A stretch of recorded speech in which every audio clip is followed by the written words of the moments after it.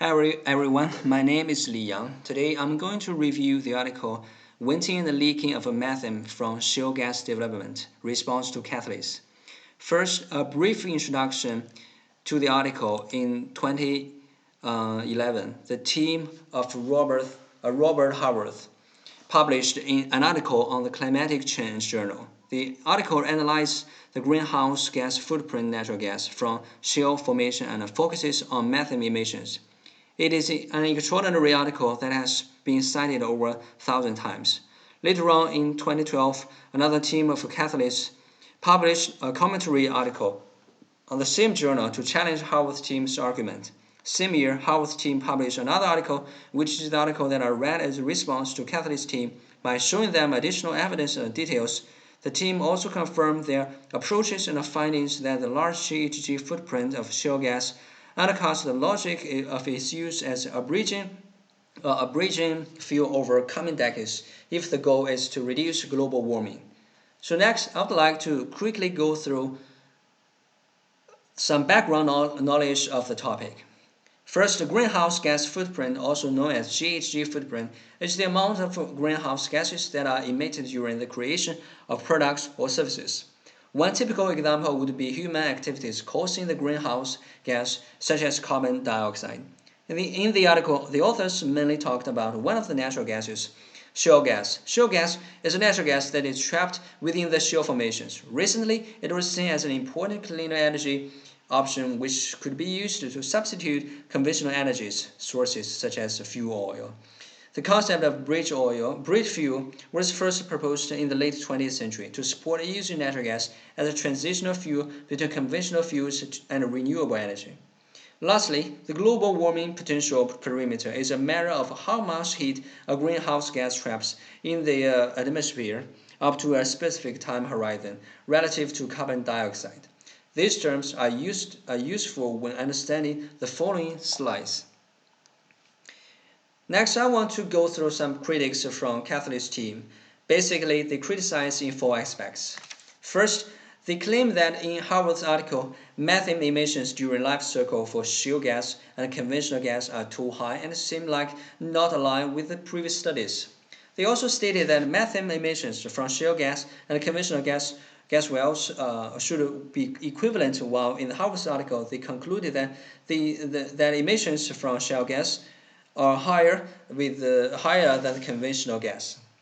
They also think that the comparison based on the 20-year global warming potential by Haworth's team is inappropriate. Lastly, they think that Haworth's team should focus on electricity exclusively and should not mention about heat. To respond to the challenges, Haworth's team also addresses their arguments. First, for higher methane emissions estimates, they mention that those studies with lowest results rely heavily on emissions factors from a 1996 EPA report, which has been confirmed by studies during the past 15 years that those factors are low. So EPA has done some reassessment in 2010 and increases some of the emission factors. In addition, the low estimates may also due to some low estimates for the downstream emission such as gas transmission, storage, and distribution. Second, to answer why they have higher methane emissions from shale gas than conventional gas, Haworth's team brings forward some scientific facts.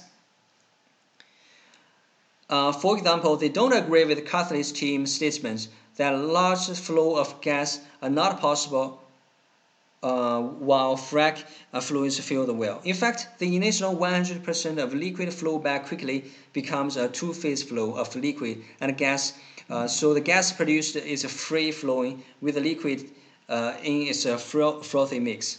Also, Cathles' team criticized Haworth's team for incorrectly using data on methane capture during flowback to estimate venting. Haworth's team made a statement that they lacked data on the rate of venting, and industry usually does not measure or estimate the gas that is vented during flowback.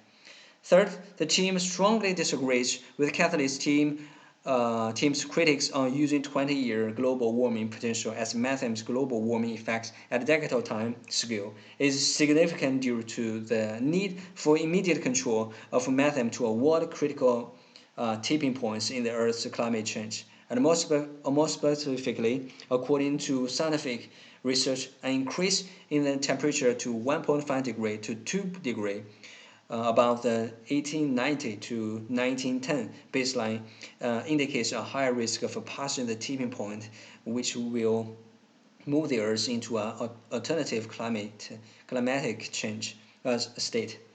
Lastly, to address the necessity of mentioning not just electricity but also heat in the article, Howard's team used some objective factors that only 30% of natural gas in the US is used to generate electricity, while most is used for heat. And heat is of great demand globally as large use of energy.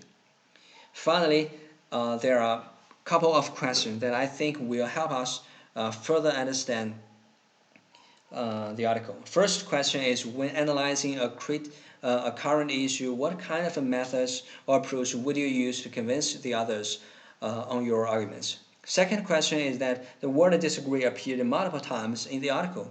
Which word would you choose instead of when defending your arguments and putting forward a clear perspective of yours? Thank you.